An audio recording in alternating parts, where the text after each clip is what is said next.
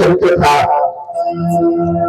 उसको आप लोगों ने बहुत संक्षिप्त में सुना है। ऐसे संक्षिप्त में हम आपको बताएं जैसे कि किसी प्रतिमा को दौड़ाता है, वैसे ही दौड़ दौड़ करके हम प्रसंग सुना रहे थे। और उसमें भी माताओं की दो चार बातें भी सुनने का अवसर प्राप्त हो जाता है कि गुरु जी बहुत ज्यादा बैठाते हैं, थक जाते हैं, हम लोग इतना नहीं बैठते हैं, क्योंकि हम लोग का जीवन गल्लत के गद्दे में बैठने का, बढ़िया सोफा में बैठने का, एक गद्दा दिखा देते हैं और उनको प्रार्थना की कुर्सी रख देते हैं। ऐसे हम कुर्सी घर पे थोड़ी बैठते हैं और 5 घंटे बैठाते हैं, ऐसा ही सुनने को प्राप्त होता है। तो कल के प्रसंग में दुष्भाग्य ने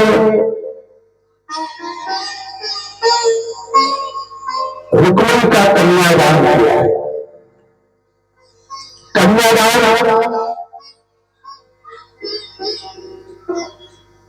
का जो महत्व है वो कितने वर्ष तक कर जा जाता है। 10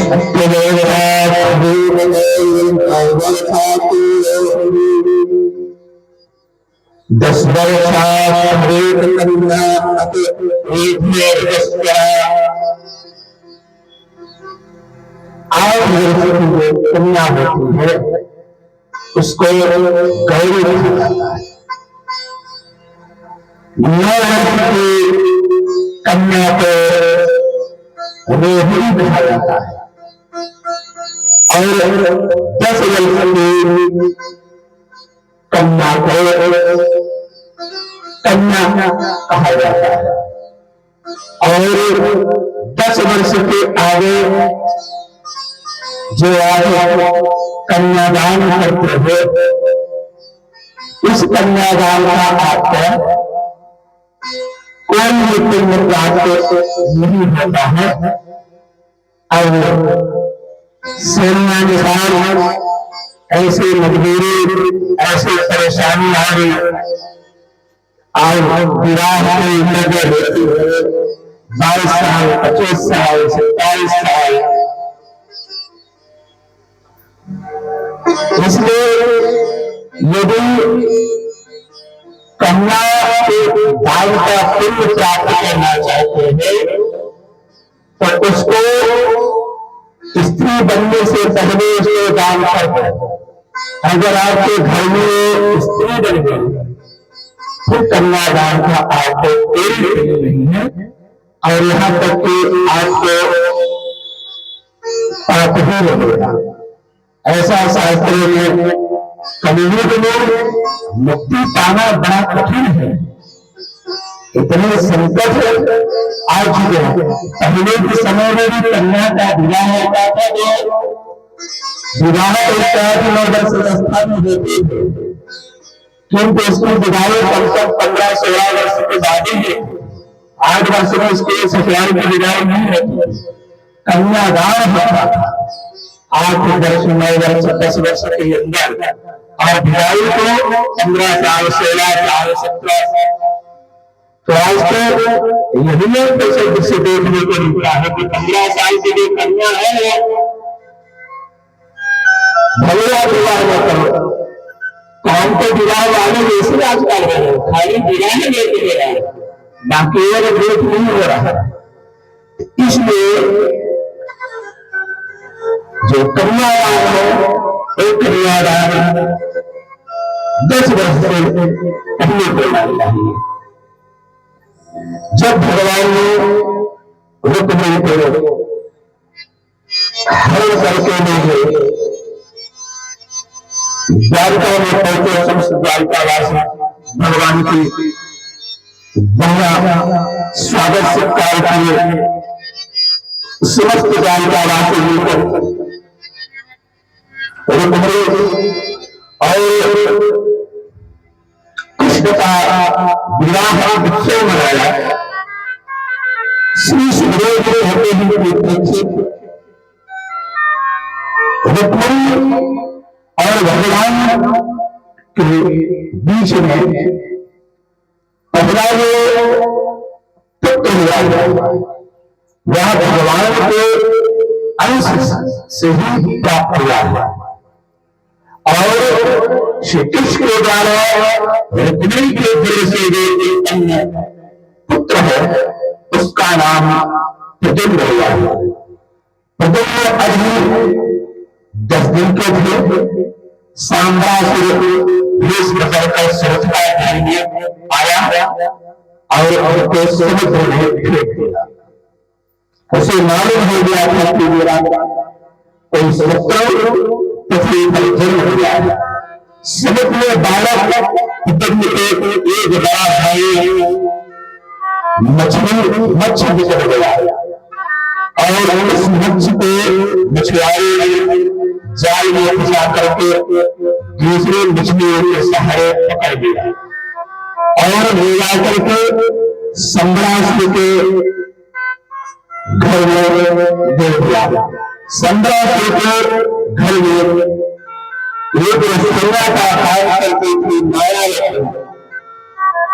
माया लक्ष्मी जैसे उस मच्छी को काटा तो उसमें से निकल कर अब सोचो मछलियों के पेट में प्रतिनिधि कैसे रहे। उनको तो जल जाना चाहिए, मर जाना चाहिए था, लेकिन भगवान की लीला बुद्धि के बल से भी समझ सकते। आप सोचो अगर आपके क्षेत्र में 5-10 बानर आ जाए तो पूरी महीने परेशान हो जाए उस बानर से। और जिस श्रीलंका को हम लोग लंका के नाम से जानते हैं, लंका कितनी छोटी है और राम जी के साथ भी कितनी बानर गए। गोस्वामी जी कहते हैं पदे में 18 थे बंदर।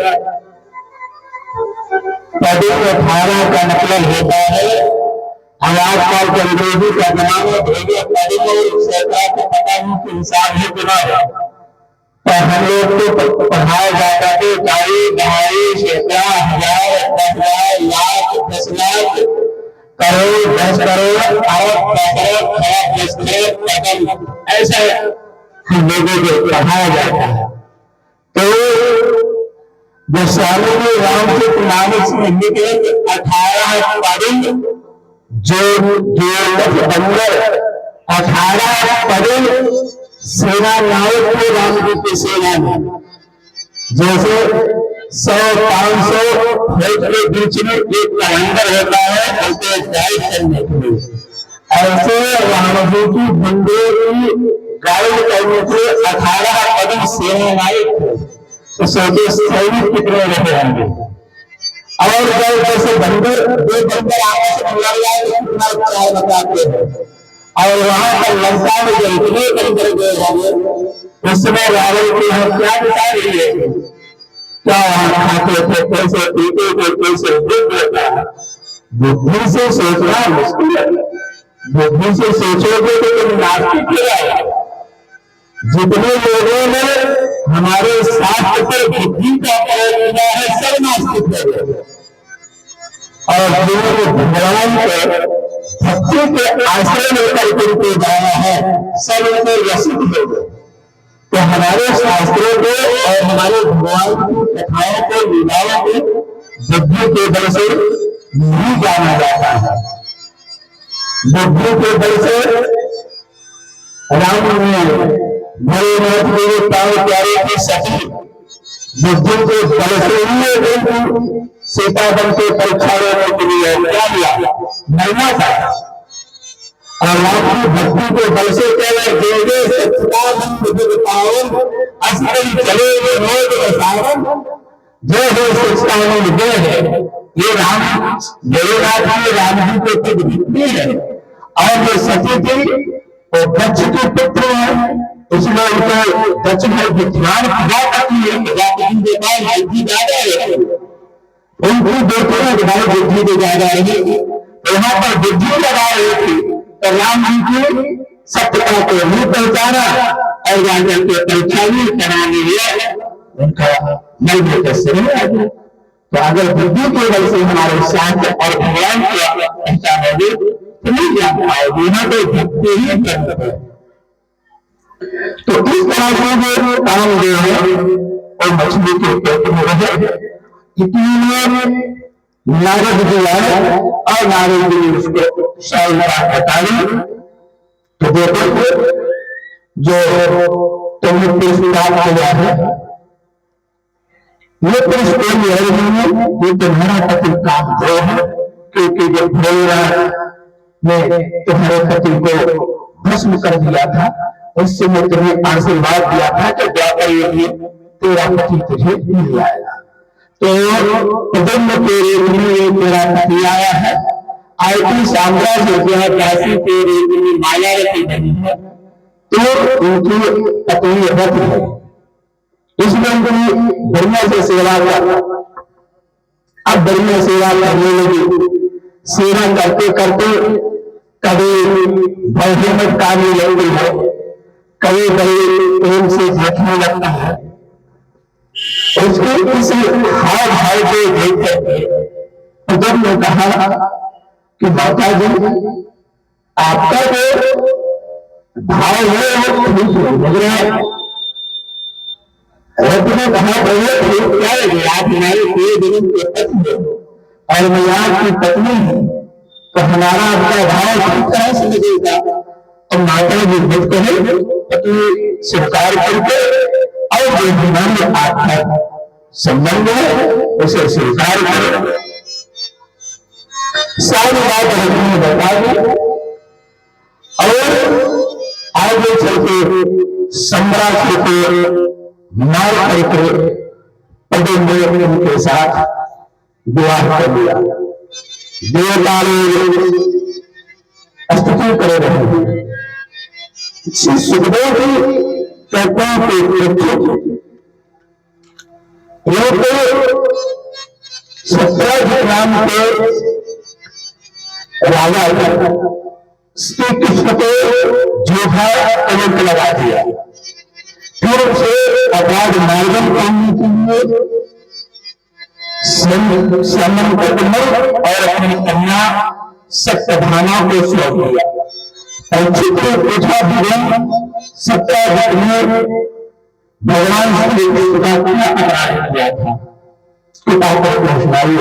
सुखदेव जी कहते हैं परीक्षित भगवान सूर्य का भी बड़ा भक्त था सत्याजित। सूर्य भगवान उसके ऊपर प्रसन्न हो गए और सेवंकत मान दे दिए। सत्याजित मई को गले में धारण करके चारों तरफ घूमता था। जब तक मरी उसके गले में रहते थे ऐसा मालूम होता था जैसे साक्षात शेर इसके गले में विराजमान रह गए। सत्याजित एक दिन द्वारिका में गया और अत्यंत शोभन मणि को पहना गया था।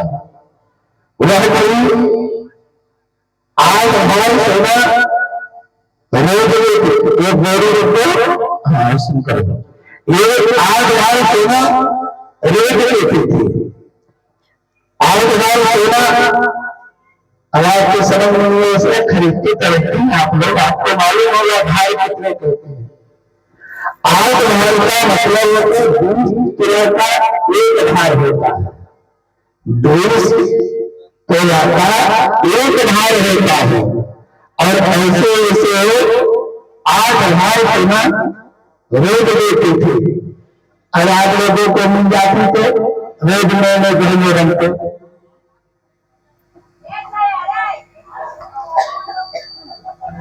ऐसी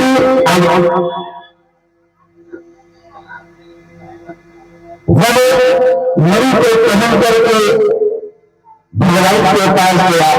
भगवान ने कहा भाई सत्याजित तुमने ये बड़े सुंदर मरी पहना है, इस संसार में तेरा दूर हो जाते हो, इसको तुम हमारे राजा अभिषेक को दे दे, जिससे तुझे 160 तोला रोग सेना इससे निकल रहा है। जब हमारे राज्य में कोई भिक्षुता न हमारी आ जाए तो इसी खजाने से हम प्रजा का पालन करेंगे। उसने मना कर दिया, नहीं देंगे। एक दिन सत्याग्रह के भाई प्रसन्न है, उस प्रकाश में मन के अपने दिल में धारण कर दिया और मेरे पर सवार होकर के शिकार करने के वन में चला गया। उस मन को छीन लिया।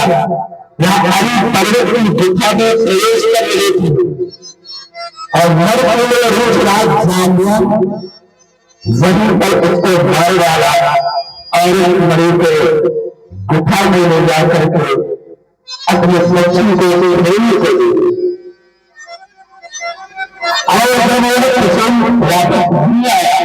इस घटना को और कहने लगा कि संभव है कि इसने हमारी हमसे बातें की और हमने भूल दिया। हो सकता है कि इसने हमारी भाई से मार दिया हो। अगर झूठा गलत करने लग गया है क्योंकि भगवान ने भादव कृष्ण पक्ष की जो चौथ आती है, उस चौथ चंद्रमा को जो कोई देखता है उसके कारण का झूठा लगता है। इसलिए भादव कृष्ण चतुर्थी के जो चौथ होगी उस चौथ चंद्रमा को नहीं देखना चाहिए। कृष्ण पर ऐसा विचार करने लगा इस देश में कि हमारे ऊपर झूठा कलंक लग गया है। अब इस कलंक को हम कैसे ढूंढेंगे? आए श्री कृष्ण उस कलंक को ढूंढने लगे। जंगल में देखा एक सिंह ने तस्वीर को मार डाला और जब उनके पैर का चिन्ह देखने आगे गए तब देखा कि पर्वत पर एक रीछ ने सिंह को मार डाला।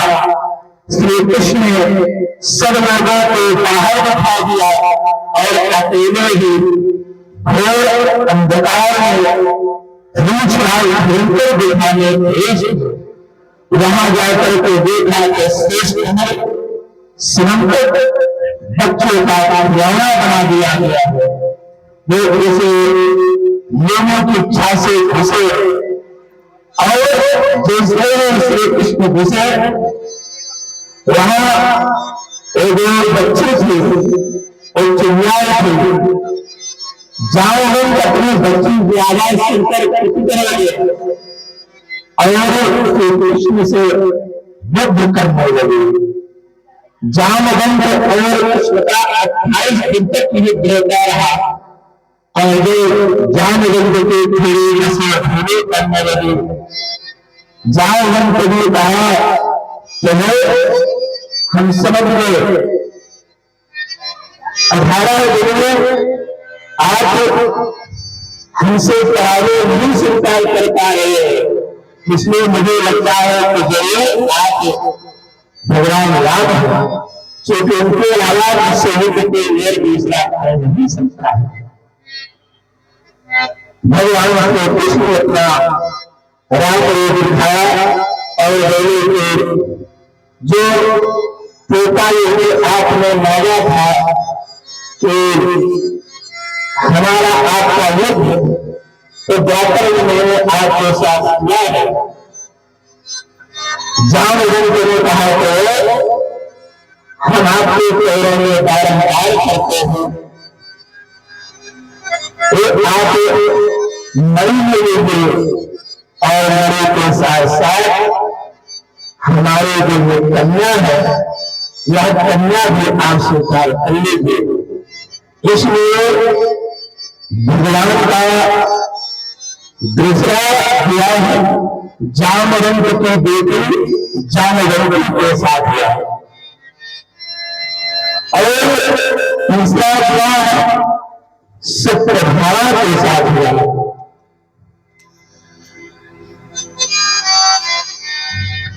चौथा विवाह कालोनी के साथ हुआ।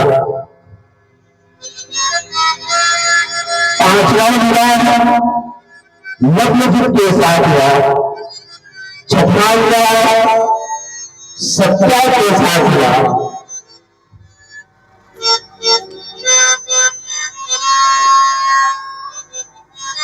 और आठवां विवाह भद्रा के साथ हुआ। नौवां विवाह आठवां विवाह लक्ष्मण के साथ हुआ।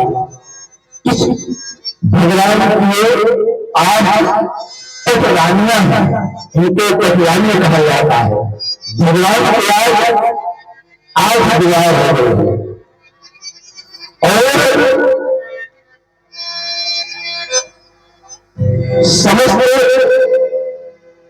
रानियों के 10 पुत्र हैं। तेरा जन्म कन्या सत सहस्त्र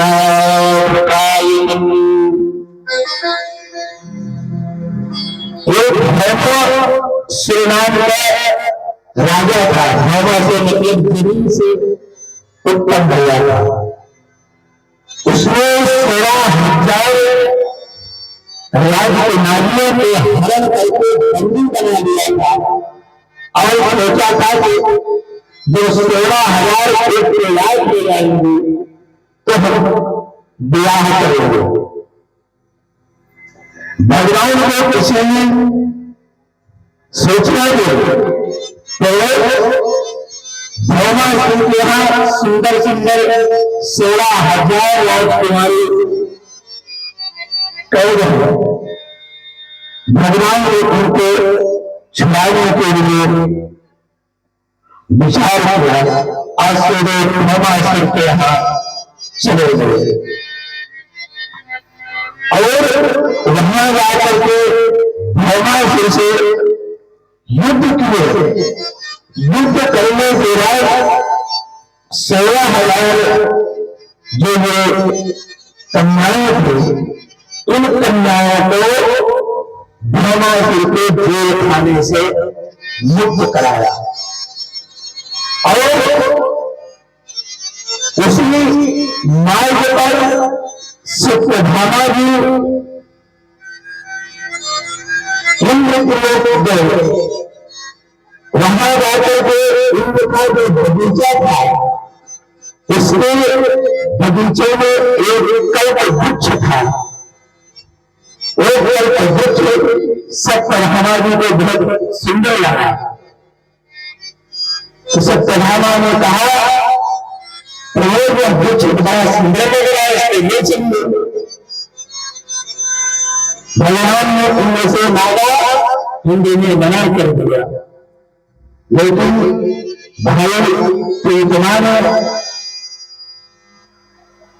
मांगा है, उसके लिए तो कुछ भी करना पड़ेगा, करेंगे।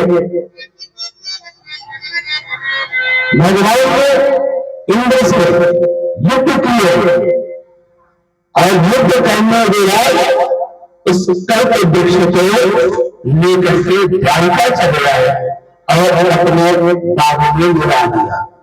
और जो 16,000 वो कन्याएं थी, भगवान के माधुर्य रूप से देख करके सम्मानित हो गई और सबके मन में ये भाव जा गया कि भगवान ही हमारे पति होते।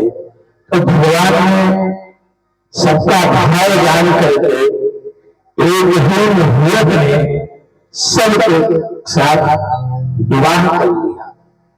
100 विवाहों का और भी दूसरे प्रकार वर्णन होता है।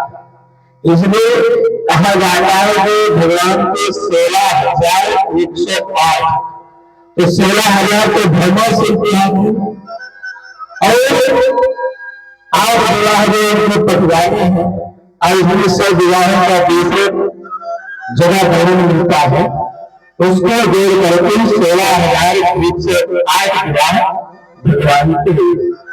और अगर 16,000 का विवाह भगवान नहीं करते तो बताओ क्या दूसरा राजा इनको स्वीकार करता है? नहीं करता। आज की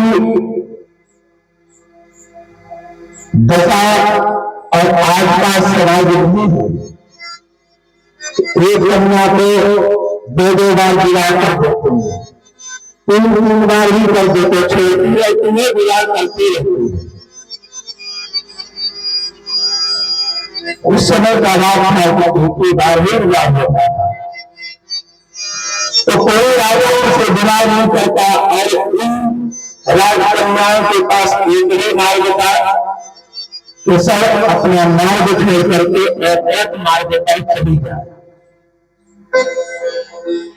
इसलिए भगवान ने स्वीकार किया अगर मैं इनका पारिग्रहण नहीं करूंगा तो दूसरा कोई राजा के पारिग्रहण नहीं करेगा, तो सब में दुराचार और दुर्चार श्रेणी में चली जाएगी, उनका ध्यान नर्क में हो जाएगा। इसलिए भगवान को स्वीकार करके और अपनी वाणी बना दिया। जैसे आप लोग अपना गृहस्थ जीवन व्यतीत करते हैं, ऐसे भगवान भी अपने पत्नियों के साथ, अपने बच्चे के साथ गृहस्थ जीवन का निर्वहन करते हैं। जब भगवान कहीं से जाते हैं, उनकी पत्नियां बिना जार में पहुंचते हुए जल लेकर के खड़े हो जाते हैं, कलश लेकर के खड़े हो जाते हैं और भगवान के लिए आसन लगा देते हैं। कोई पेड़ पकड़ने लगती है, तो कोई टीका करने लगती है, तो कोई चरण दबाने लगती है। इसलिए हम पंडित जी को कहते हैं कि दो चार विवाह करो, ऐसे मत हो, और हमारी बात मान गिरी राजू को पाठ कराएंगे। जितना विवाह करोगे उतना सुख मिलेगा। अरे पंडितान कभी नाराज हो जाएंगे तो भूखे करेंगे, इसलिए उनकी रास्ता मत देखो, दूसरा विकल्प आपके पास बना रहे। जय वृंदावन बिहारी राय तो भगवान की पत्नियां जब भगवान जाते हैं तो कोई आसन लगाती है, कोई इत्र लगाती है, तो कोई उनकी केस चढ़ाती है, और जो छोटे छोटे बच्चे हैं वो सब पिताजी करके सब बच्चे उनके पास आ जाते हैं।